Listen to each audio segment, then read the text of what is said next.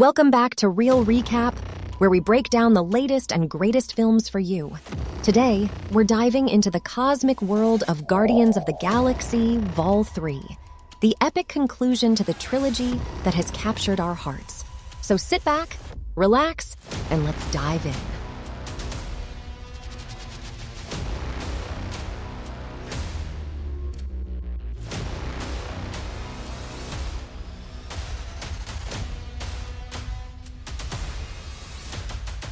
The movie opens with a flashback to Rocket's past as a test subject for the High Evolutionary, a mad scientist experimenting with anthropomorphizing animals.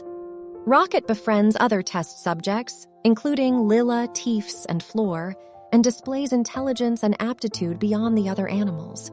However, when Rocket exposes flaws in the experiment, the High Evolutionary kills Lila, Teefs, and Floor, enraging Rocket, who mauls him and escapes. Years later, the Guardians of the Galaxy have established their headquarters on a rebuilt nowhere. The night after settling in, they are attacked by Adam Warlock, a super-powered being created out of revenge by his mother, the Empress of the Sovereign Ayesha, for previously stealing from her people. Ayesha orders the Guardians to bring Rocket to the High Evolutionary, who has become obsessed with retrieving his subject for the purpose of isolating and replicating Rocket's intellect. During the fight, Rocket is seriously injured, leaving the Guardians unable to tend to his wounds due to a kill switch embedded in him. The team resolves to travel to the Orgoscope, headquarters of the High Evolutionaries company Orgocorp, in the hopes of finding an override code. With the assistance of the Ravagers and a reluctant 2014 Gamora, the Guardians infiltrate Orgosphere and retrieve Rocket's file. However, they are attacked by Orgosphere's guards, barely escaping after Peter Quill remotely activates the guards' suit jetpacks. They deduce that Thiel, one of the High Evolutionary scientists, may have the override code stored in his memory and decide to track him down. The team visits Counter-Earth against Gamora's advice, followed by Ayesha and Adam. With help from a family of bat-like humanoids, Quill, Nebula, and Groot trace Thiel to the High Evolutionary's ship, while Drax and Mantis remain with Gamora and Rocket. Quill and Groot board the High Evolutionary's ship, leaving Nebula behind. Mantis unwillingly accompanies Drax to the High Evolutionary's ship, which begins to launch with Quill and Groot captured on board, a process that also destroys Counter-Earth. Gamora stays with Rocket, but is attacked by a pig warrior sent by the High Evolutionary, who herself is killed when Warlock arrives looking for Rocket. Gamora overpowers Adam and launches the Guardians' ship. Quill and Groot successfully defeat the High Evolutionary's forces and kill Thiel, jumping off with him and retrieving his memory before Gamora meets them.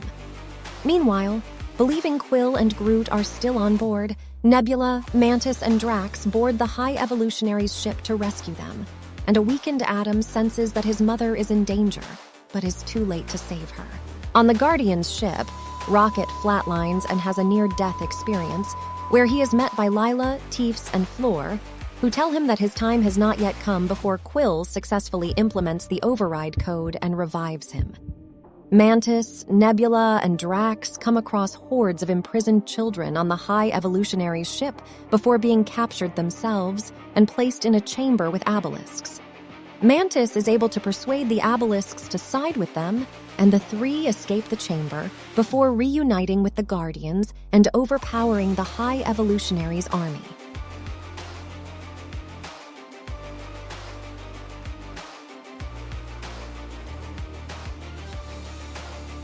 Kraglin and Cosmo arrive in Nowhere, which Cosmo connects to the High Evolutionary's ship with the help of Nebula and Kraglin through her powers of telekinesis, allowing them to free the captured children.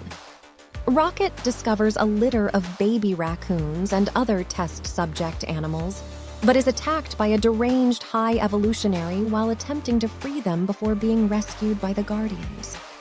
The High Evolutionary is left to perish on his ship, while the animals are rescued and board Nowhere along with most of the Guardians. After Cosmo is unable to hold the ships together for long enough for him to board, Quill barely escapes, beginning to freeze in space before being rescued by Adam.